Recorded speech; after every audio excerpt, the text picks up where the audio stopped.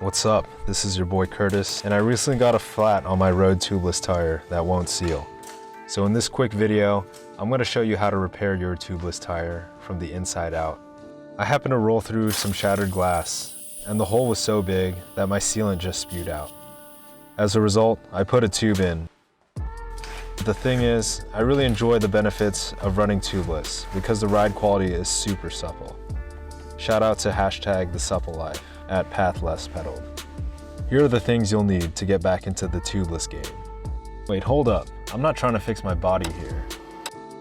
There we go. Now we're talking. You'll need a tire patch, rubber cement, isopropyl alcohol, a metal rasp, or a piece of sandpaper. So step 1 is to thoroughly clean the affected area with rubbing alcohol to get the old sealant off.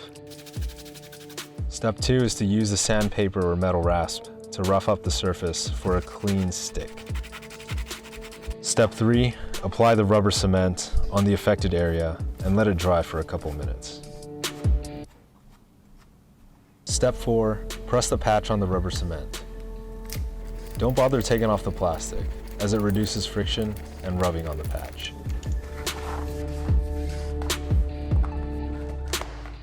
Step 5 is the moment of truth.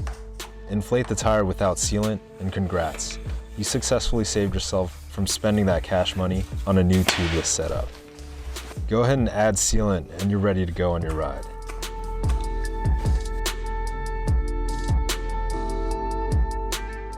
I found success using this method on not only road tires, but also mountain bike tires when a plug started leaking.